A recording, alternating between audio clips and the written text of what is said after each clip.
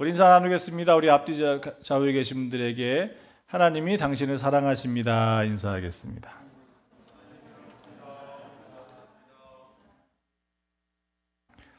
하나님 여러분 사랑하시는 줄 믿습니다. 링컨 대통령이 남북전쟁으로 북군을 이끌면서 참 어려운 일들이 많이 있었죠.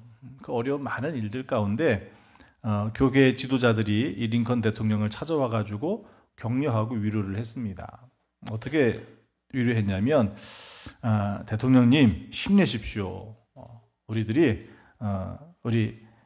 하나님이 우리 북군의 편이 되어 가지고 남군들을 다 물리쳐내도록 우리 교회마다 기도하고 있다고 그렇게 위로하고 격려를 했다고 합니다.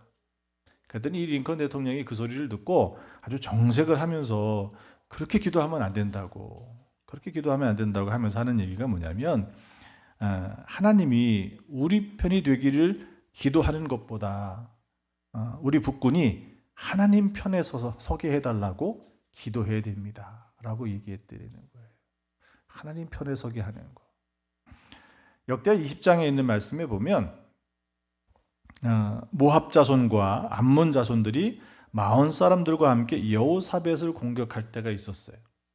이 여호사밧이 어떻습니까? 모압, 암몬, 마온 사람들까지 함께 그냥 자기를 공격하러 오니까 얼마나 위험하고 절박하겠습니까? 그래서 이 여호사밧이 하나님 앞에 정말 간절하게 기도합니다. 백성들에게 금식을 선포하고 하나님 앞에서 정말 합심해서 기도하기를 하나님의 도움을 구하고 있었을 때 하나님께서는 레위 사람 야하시엘에게 응답의 말씀을 주셨습니다. 이 야하시엘이 역대하 20장 15절에 있는 말씀에 보면 유다 예루살렘 주민과 여호사밧 왕에게 이렇게 이야기합니다. 여호와께서 이같이 너희에게 말씀하시기를 너희는 이 큰 무리로 말미암아 두려워하거나 놀라지 말라. 이 전쟁은 너희에게 속한 것이 아니요 하나님께 속한 것이니라. 그래서 싸움은 우리가 하는 일이 아니라 우리 것이 아니라 하나님의 것이라고 그 말씀이 여기에 나오는 거예요. 이 링컨 대통령은 그걸 잘 알았던 거예요. 우리가 하나님 편이 되어지면 하나님이 어떻게 하실 거라는 그 싸움에 승리케 하신다라고 하는 거예요. 여호수아가 오늘 벌써 이제 여호수아 10장까지 보고 있습니다. 여호수아 10장까지 보는 이 말씀 가운데 보면 어떻습니까? 여호수아가 실패할 때가 있었죠. 하나님께서 세우신 모세를 잇는 지도자였지만 그도 실패할 때가 있었어요. 그 실패한 이유는 왜 그렇습니까? 하나님께 묻지 않았어요. 하나님의 소리를 들은 것이 아니라 사람의 소리를 듣고 갔다가 실패하고 넘어졌던 거였거든요. 거기엔 하나님의 약속의 말씀이 없었습니다.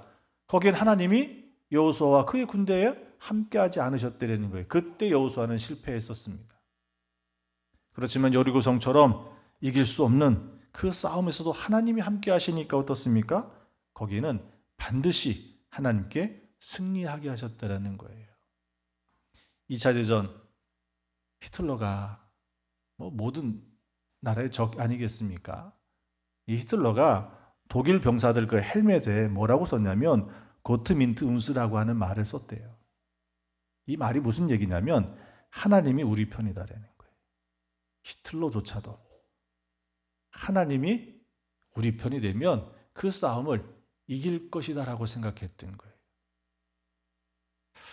링컨의 말처럼 어떻습니까? 만약에 히틀러 바람처럼 그 헬멧에 붙이고 썼던 그 말처럼 하나님이 우리 편이다라고 하는 것을 주장하고 그렇게 정말 하나님이 히틀러의 편을 들어줬다면 히틀러가 이겼겠죠. 링컨의 말이 맞았죠. 우리가 하나님 편에 설 때 하나님께서 우리 편 되셔서 우리를 이기게 하시는 거예요. 오늘 여호수아 9장 10장에 있는 기브온 사람들에 대한 얘기가 2장에 걸쳐서 우리가 말씀을 보고 있는데 이 기브온 사람과의 싸움은 아주 중요한 가나안을 정복해 나가는 데 있어서 아주 중요한 자리에 있습니다. 이제는 어떻게 보면 가나안 정복의 두 번째 단계로 뛰어넘는 단계였었어요. 10장의 내용만을 쭉 바라보시면 우리가 본문을 좀 한 부분만 읽었지만 1절부터 10장 전체를 한번 다 읽어보시면 훨씬 더 이해가 쉬우실 겁니다. 거기에 보면 이 기브온 사람들이 위기를 당하고 그들을 구원하기 위해서 도와주기 위해서 여호수아가 군대를 이끌고 갔던 그 내용이 10장에 나와 있는 이야기예요. 어떻게 보면 또 넓게 생각해 보면 이 가나안 전쟁에서 아주 결정적인 싸움의 자리가 오늘 10장 아모리 사람 가나안의 5 왕들과 싸운 이야기입니다. 그리고 나서 이제 13장부터 22장까지 있는 말씀에 보면 이제는 뭐 매 주마다 한 장씩 보았는데 이제는 이 13장부터 22장에 있는 말씀은 그냥 여러 장을 한꺼번에 읽을 거예요. 그 내용은 무슨 내용이냐면 여호수아가 가나안을 정복하고 그 정복한 땅을 12지파에게 이 요단 동편에 있는 2개 반 지파 말고 나머지 지파들에게 땅을 나누어주는 분배하는 기록이 그 나머지 13장부터 22장에 기록되어 있는 말씀이에요. 그러니 오늘 싸움이 정말 중요한 싸움이죠. 가나안 정복에 하는 데 있어서 아주 큰 의미가 있는 싸움입니다. 이걸 10장을 전체적으로 쭉 살펴보면 오늘 드리는 뭐 그냥 본문의 말씀을 다 잃어버려도 오늘 제목 하나는 기억하십시오. 여러분이 어떤 인생의 문제를 부닥쳤을 때 그 자리에서 우리가 기억해야 될 것은 하나님이 하신 일이라는 거예요. 하나님이 하셨다라는 그 고백이에요. 이것이 오늘 여호수아 10장에서 우리가 정말 얻을 수 있는 가장 큰 영적 큰 교훈입니다. 여러분이 어떤 문제에 부닥쳤을 때 하나님이 하실 거라는 믿음을 가지십시오. 어떤 일에 응답을 받고 그 일이 이루어졌을 때 하나님이 하셨다라고 고백하십시오. 거기에 내가 뭐가 됐어? 잘 됐어? 이제 걱정 안 해도 돼. 그러면서 잃어버리는 게 뭐예요? 누가 그 일을 이루었는지를 잃어버려요. 마치 내가 잘해서 된 것처럼 아니면 우연히 그렇게 된 것처럼 어떤 사람이 도와줘서 된 것처럼 그렇게 생각하는데 사실 그것이 아니라 그게 뭐예요? 우리가 고백해야 될 것은 하나님이 하셨다라고 하는 그 고백이에요. 아직 구원의 때가 이르지 않았으면 그때는 무엇이 하는 거예요? 하나님이 하실 거라고 하는 믿음의 확신을 가지고 있는 거예요. 오늘 10장에서 보아야 될 것은 바로 그것입니다. 오늘 기브온 사람들이 큰 위기에 닥쳤는데 그 이유는 아주 간단해요. 이 기브온 사람들이 어떻게 한 거예요? 가나안 사람들 편에서 보면 가나안의 다른 족속들 편에서 보면 배신자예요. 배신자예요. 그렇죠? 여리고가 무너지고 아이성이 점령을 당하고 이제는 가나안 사람들이 어떻게 합니까? 위기를 느끼잖아요. 그래서 연합해가지고 여호수아가 대적하고 싸우려고 그랬는데 이 기브온 사람들은 어떻게 합니까? 생각이 달랐죠. 아주 먼 곳에서 온 것처럼 여호수아를 비록 속였지만 하나님을 비록 속였지만 그들이 한 것은 뭐예요? 자기가 살 길이 그거라는 거예요. 그래서 어떻게 합니까? 속여서 화친을 맺어요. 가나안 사람들 입장에서 보면 배신자예요. 이제는 지금 기브온 사람들은 어떻게 된 거예요? 여호수아에게 가지고 우리는 당신의 종입니다. 이제는 그 기브온의 그 성이 어떻게 된 거예요? 이스라엘 백성의 소유가 돼버린 거예요. 여전히 그곳에 기브온 사람들이 살고 있지만 이스라엘의 소유가 돼버린 거예요. 기브온 사람들이 살고 있었던 그 성은 베델이나 아이성보다 크고 강력했다고 합니다. 가나안의 중심부에 위치해 있었고 가나안을 남북으로 양분할 수 있는 아주 중요한 위치, 거점에 놓여 있는 성이 바로 이 기브온 성이었었어요. 그러고 나니까 이 기브온 성이 함락된 것도 아니고 그냥 항복해가지고 그 성을 바쳐버리니까 어떻게 되는 겁니까? 그들에게는 더 큰 위협으로 느껴지는 거예요. 그 중에서도 예루살렘의 왕이 더 큰 위협을 느꼈습니다. 왜? 기브온에서 가장 가까운 성이거든요. 그래서 예루살렘의 이 왕이 즉시 이웃에 있는 다른 나라들 헤브론과 야르뭇과 라기스와 에글론에 사신을 보내가지고 어떻게 해요? 기브온이 여호수아와 이스라엘 자손과 더불어 화친하였으니 우리가 함께 기브온을 치자. 그렇게 아모리의 5 왕들 바로 그들이 연합해가지고 이제는 여호수아가 아니라 누구? 배신자 기브온 사람들을 공격하려고 준비하고 그렇게 쳐들어갔던 거예요. 자, 그랬더니 이 기브온 사람들은 어떻습니까? 기브온 이 사람들이 살고 있는 그 성이 마치 큰 성이라 할지라도 아이성보다 훨씬 더 강한 힘을 가지고 있다고 해도 혼자 5을 어떻게 상대하겠습니까? 5 왕들이 싸우자고 달려드는데. 그러니 어떻게 합니까? 이 기브온 사람들이 길갈에 있는 여호수아에게 사람을 보내가지고 아주 긴급하게 도움을 요청하는 거예요. 한번 생각해 보셔요. 여호수아라고도 무슨 뾰족한 수가 있겠습니까?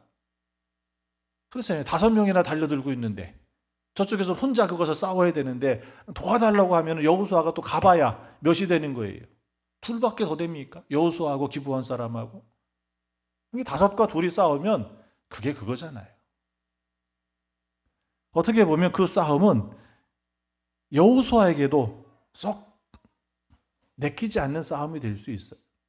그렇지만 어떻죠? 이 약속은 어떤 약속이라고 그랬죠? 비록 여호수아가 속아서 화친을 맺었지만 그 약속은 누구의 이름을 한 약속이에요? 하나님. 그러니 여호수아는 무엇을 해야 되는 의무가 있는 거예요? 그들을 도와줘야 되는 의무가 있는 거예요. 그래서 7절에 있는 말씀에 보면 여호수아가 기브온 거민을 다급한 요청에 듣고 모든 군사와 용사를 이끌고 길갈로 올라갔다고 그랬어요. 9절에 있는 말씀에 보니까 여호수아가 길갈에서 밤새도록 올라갔다고 그랬어요. 듣는 말 즉시 그냥 우리가 좀 준비해가지고 싸울 준비를 해가지고 날씨도 좀 보고 날 밝을 때 이게 아니라 아주 즉시 그 밤에 그냥 달려 올라갔더라는 거예요. 거리를 보면 한 8시간 이상을 막 급하게 행군해야 되는 거리예요.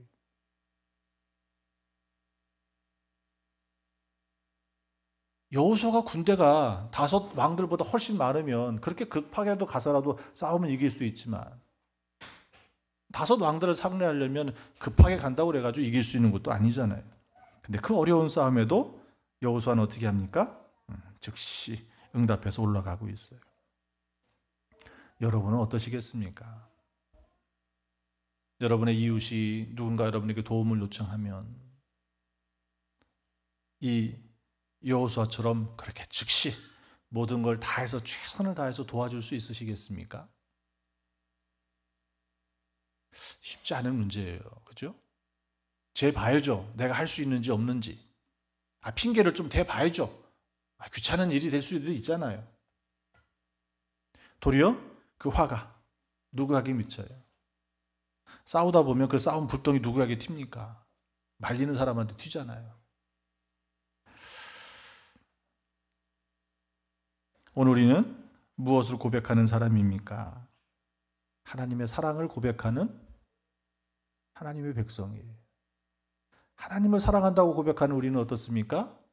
이웃의 그런 그 도움의 요청이 있었을 때 우리는 그들을 도와야 되는, 이웃을 사랑해야 되는, 이웃 사랑을 실천해야 되는 그것이 우리가 감당해야 될 믿음의 의무예요. 그런데 한편으로 생각해 보면 재보잖아요. 될까 안 될까? 내가 할 수 있는 게 얼마나 될까? 여러분 그걸 알아야 됩니다. 오늘 10장에 있는 말씀에 보면 오늘 제목이 뭐라고 그랬죠? 누가 하셨다? 하나님이 하셨다. 우리의 능력으로는 안 되는 일이에요. 여호수아도 마찬가지죠. 5이 덤비는데 하나에다가 하나를 더 보탠다고 그래가지고 둘이 어떻게 5을 이기겠습니까? 그런데 이겼어요. 왜? 하나님이 하셨기 때문에 그 싸움은 이겼던 거예요. 오병이의 기적을 보면 어떻습니까? 그 들판에 모여있는 장정만 5,000명. 때가 지났어요. 허기졌어요.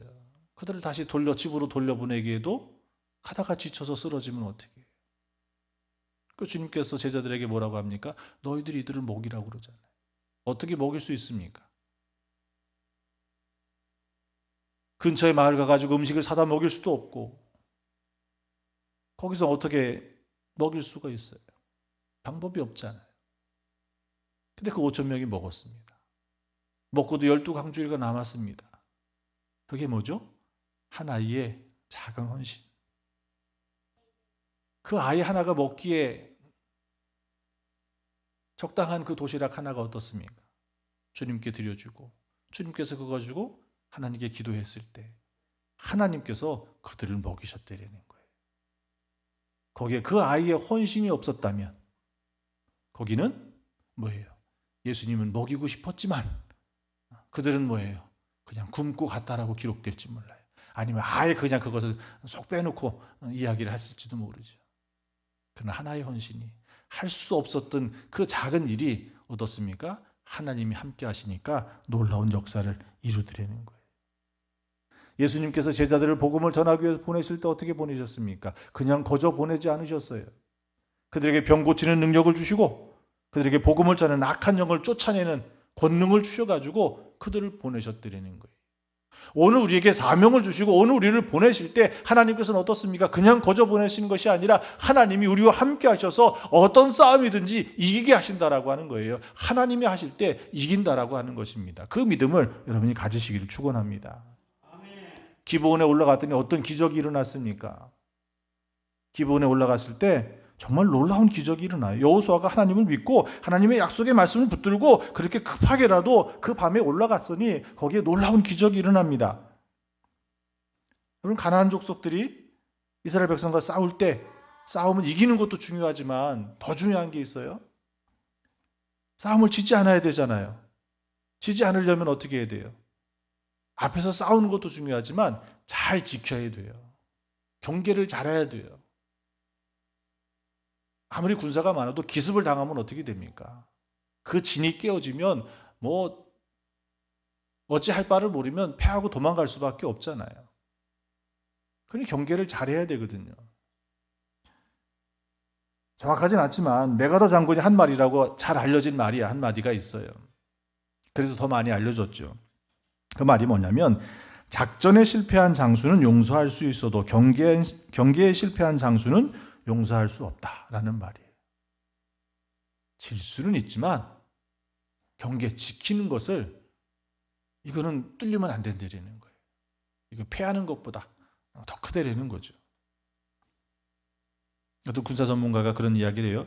이 말이 메가더 장군이 했는지 안 했는지는 분명하지 않다는 거예요. 근데 너무 많이 메가더 장군이 했다라고 얘기하니까 다 그렇게 알고 있죠. 근데 이보다도 더 아주 이 경계에 대해서 더 엄하게 이야기한 장군이 있다고 그래요. 그분의 말을 빌리면 미국의 남북전쟁 때 남부 동맹군에서 활약했던 그 장군 중에 한 사람이 데니얼 하비 힐이라고 하는 분이 계신데 이분은 그 경계에 대해서 아주 엄하게 이렇게까지 이야기했다고 합니다. 적에게 기습을 당하는 모든 장병은 죽어 마땅하다. 그러므로 그런 자들에게는 먹을 것을 줄 필요조차 없다. 경계가 얼마나 중요한지를 이야기해 주고 있는 거예요. 여호수아가 기브온에 올라갔을 때 가장 첫 번째는 뭐예요? 하나님이 아모리 5 왕의 그 군사들이 여호수아가 올라온 그것을 눈치채지 못하게 그들의 눈을 가려버리셨다는 거예요. 기습에 성공하게 만드신 그 싸움에 승기를 잡을 수 있도록.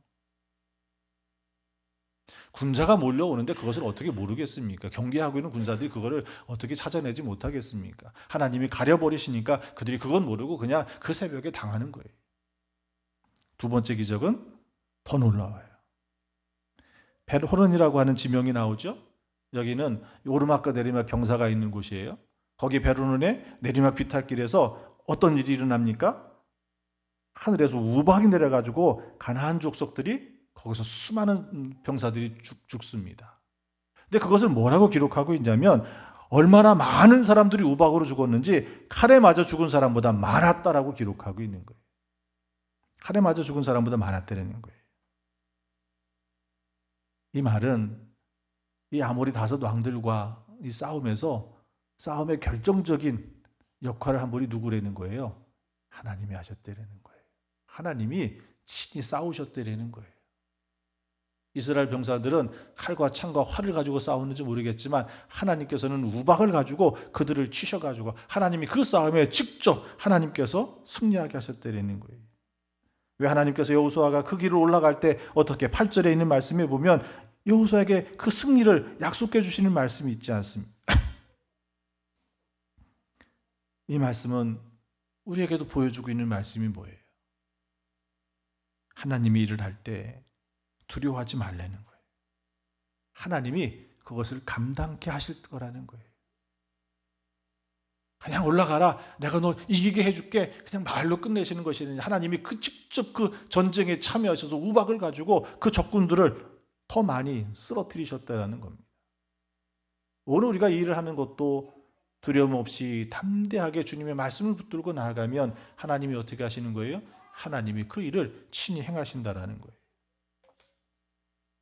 이것은 기브온 사람들에게 여호수아가 전쟁에 올라간 그 일만이 아니라 오늘 우리의 삶 가운데도 그와 같은 역사를 주실 줄 믿습니다. 그러니 이 싸움에 이긴 것은 내 자랑이 아니잖아요. 내가 잘 싸워서 이긴 게 아니잖아요. 누가 하셨기 때문에 이긴 거예요? 하나님이 하셨기 때문에 이긴 거예요. 그러니 우리가 교만해서는 안 된다는 거예요. 하나님이 하셨다. 하나님이 하셨다. 아직 구원의 때가 이르지 않았을 때 하나님이 하실 거라고 하는 확실한 믿음 가운데 서지만 그 일이 이루어졌을 때 이것이 누가 했는지 알지 못하고 그냥 넘어가는 것이 아니라 하나님이 하셨다라고 하는 감사가 그 속에 있어져야 되는 거예요. 여기에 세 번째로 우박보다 더 큰 기적이 일어납니다. 생각해 보세요. 여호수아가 기습을 해서 싸움을 이기고 있어도 수로 보면 5대 2잖아요. 그죠? 5대 2. 그럼 시간이 지나면 어떻게 될 수 있어요? 이스라엘 병사들도 기브온 사람들도 지칠 수 있잖아요. 너무 오래 끌면 도리어 역전당할 수도 있는 일이에요. 그러니 이 싸움이 어떻게 되는 가능한 빠른 시간 안에 승리하고 종결되어야 되는 거예요. 자, 그렇게 싸움을 이기고 있을 때, 승기를 잡고 있을 때, 막 이기고 있었을 때 여호수아가 어떻게 외칩니까? 여호수아가 태양을 향해서 그렇게 외쳐요. 멈추라고. 달을 향해서 외칩니다. 멈추라고. 태양은 기브온 골짜기에 머물라. 달은 아얄론 골짜기에 머물라라고 명령했을 때 어떻게 보면 이건 하나님을 향한 여호수아의 뭐예요? 절박한 하나님 앞에 기도해요. 우리가 지금 싸워 이기고 있는데 하나님 이 해가 져서 군사들이 지치고 멈추게 되면 다시 역전되어서 어떻게 될지 모르잖아요. 그런 이 싸움이 이겨야 되는 거예요. 거기서 맞춰야 되는 거예요. 그런데 그 시간이 부족해요. 그 시간이 부족한 시간을 어떻게 하고 있는 거예요? 태양은 멈추고 달은 멈추고 13절에 있는 말씀에 보면 이 전쟁의 역사가 야사렛 책에 태양이 중천에 머물러서 거의 종일토록 속히 내려가지 아니하였다라고 기록하고 있다라는 거예요. 구약의 성경이 여호수아에만 기록된 것이 아니라 야사렛 책이라고 하는 것은 무슨 책이냐면 이스라엘 역사에 아주 중요한 사건들이 있죠. 이런 전쟁사들을 따로 모아서 기록해 놓은 책이 이 야사렛 책이에요.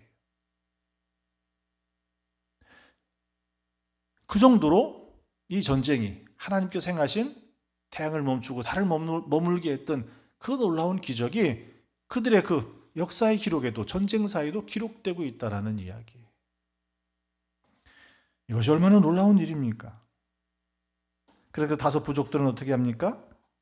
뿔뿔이 흩어지고 도망가고 아모리 다섯 족속의 왕들은 막게다 굴에 숨어서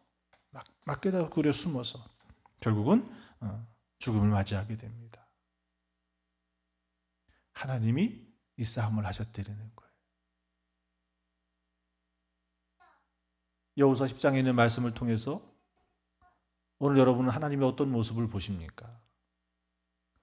여러분에게 다가오시는 그 하나님은 어떤 하나님이세요?